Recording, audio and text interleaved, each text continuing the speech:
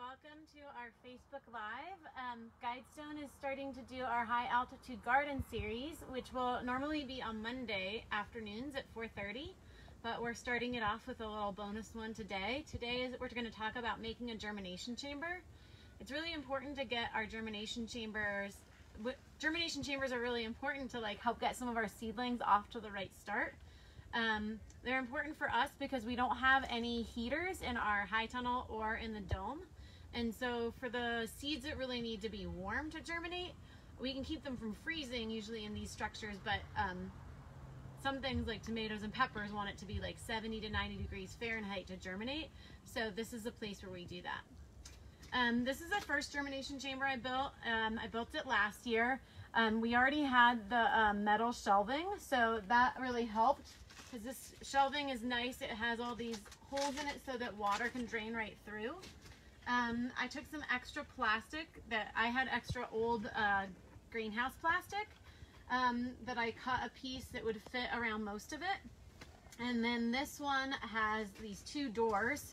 This was the back of a IKEA shelving unit that collapsed, and so I used it. And you can just see that this isn't fancy. We just did what we had to do to make it work. It's not so much pretty, but the doors are attached, or the plastic is attached to the doors with some duct tape, and then the doors, I made hinges out of zip ties. I drilled holes in the door right above each of the four shelves, and then I zip tied them to make hinges. So they're not the smoothest doors, but they work.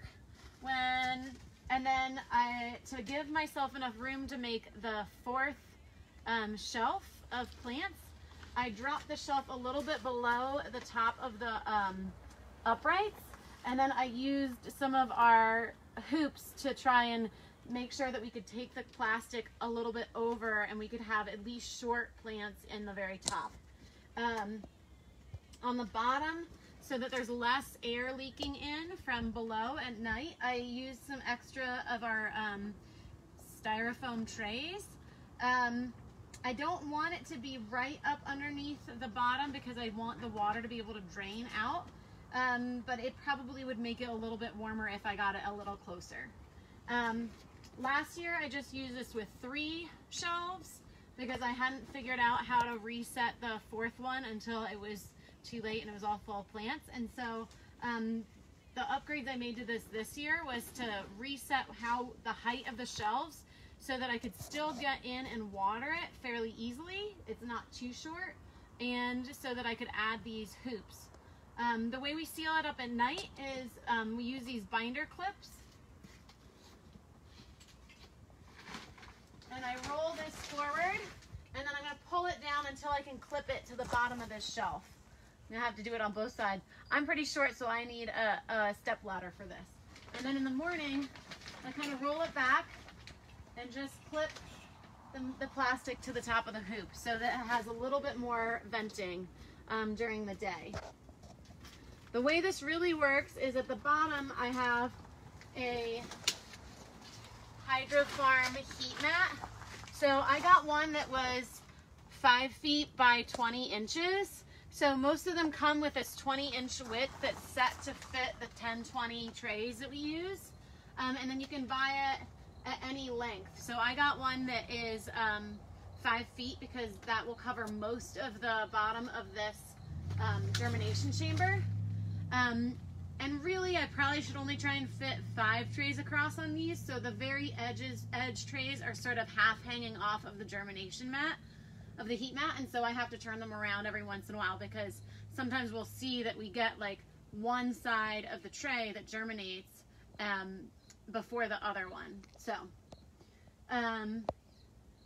that's how I use this germination chamber. I do close it every night. I push the 2 doors closed, and if it's really going to get cold, I'll add another just loose piece of plastic over the top in case I have any leaks. It's worked pretty well. You can set these heat mats to any temperature between, I think, 60 and 90 degrees. You might even be able to set them higher. I have 2 mats and they're what's called daisy chained together. So this mat is plugged into the first mat, which is actually plugged into the thermostat. And we'll look at that next.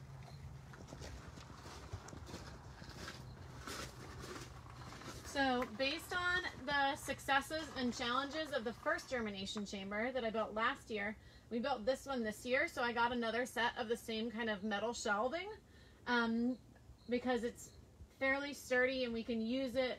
We can hose it all down and sanitize it all, and we'll be able to use it in a walk-in cooler to store vegetables when we build one. You can see I've set the shelves at the same height. That seems to be a height that works pretty well.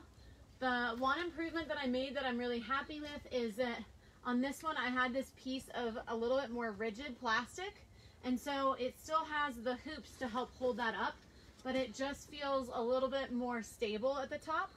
And because I didn't have any more doors, I needed to figure out how to close this off at night. So we just taped a piece of plastic to the top, to the roof, and it rolls down. And then at night we take these binder clips. It has enough overlap over the side plastic. We take these binder clips and we clip it on.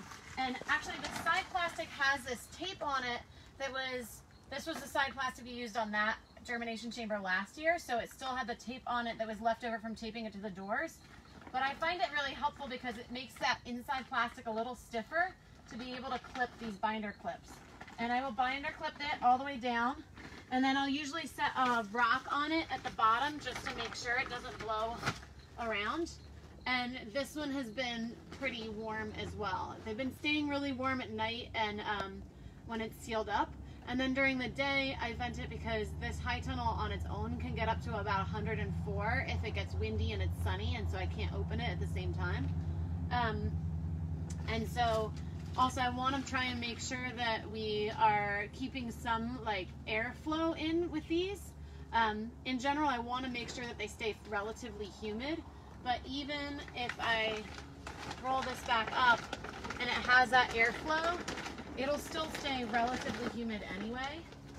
And then what I'm watching for is making sure that the surface is staying wet, but also that the surface has occasionally a time to start drying out once things have germinated. If they're things that we just planted, we want to make sure that that surface and then that seed stays wet all the way until it germinates. Once they've started growing up, sometimes we can have problems with a little bit of algal growth on the surface, and it'll look like sort of green. The problem with the algae growth is that a lot of times it'll cap the soil, and then when you water it, that water can't go through the algae crust, and so then your plant dries up even though you're watering it regularly.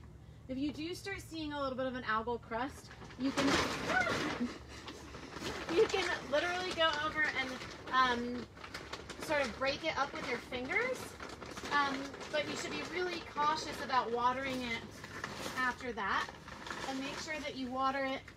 To prevent the algal crust, it's better to water it deeper, like first thing in the morning, so that it stays moist at least below the surface, and then let the surface dry out a little bit once plants are germinated. And once they have the roots, it can go down deeper into the pot to get the water that's down here because you watered it heavier, and not be dependent on the water right on the surface.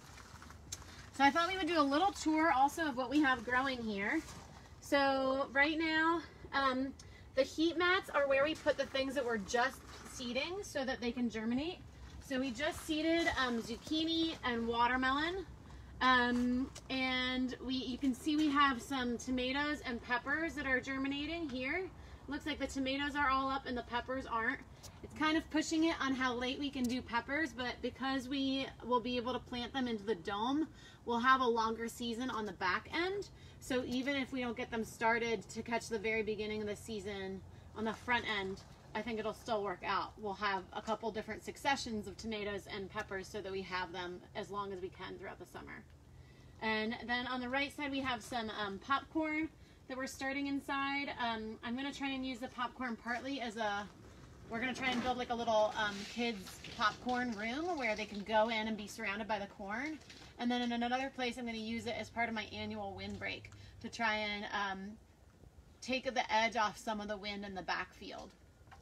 Up here, we have some lettuce that we're doing for our plant sale.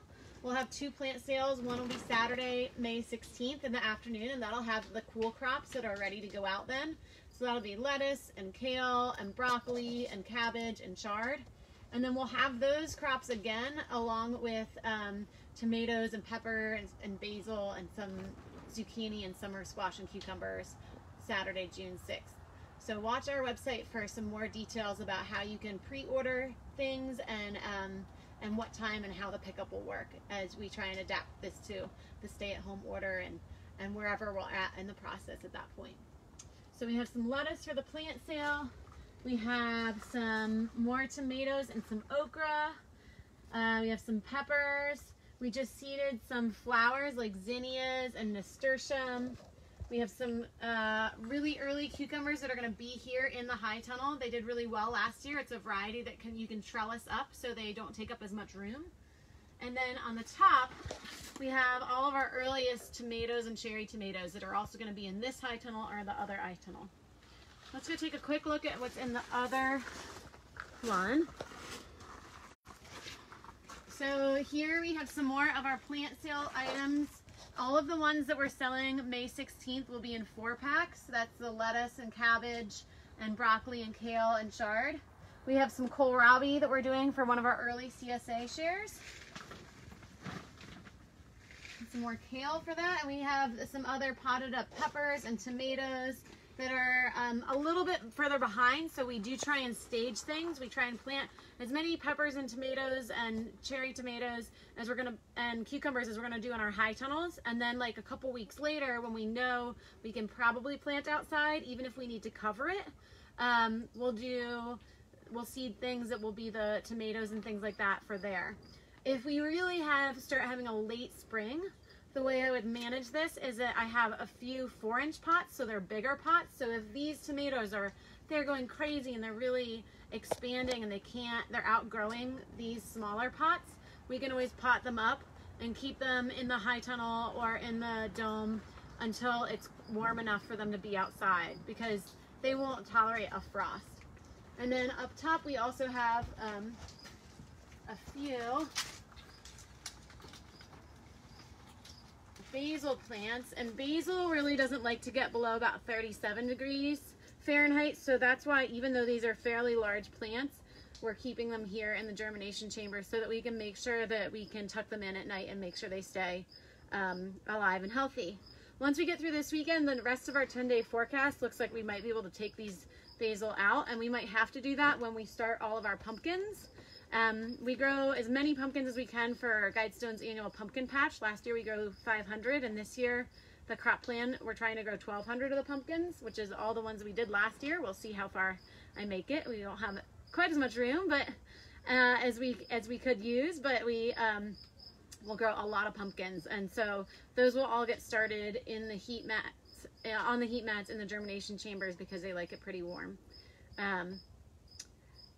I don't know if there's anybody on there who has any comments or questions, but if you see this and want to ask me a question about germination chambers, you can comment below, and I'll check back and look at what the comments say later too.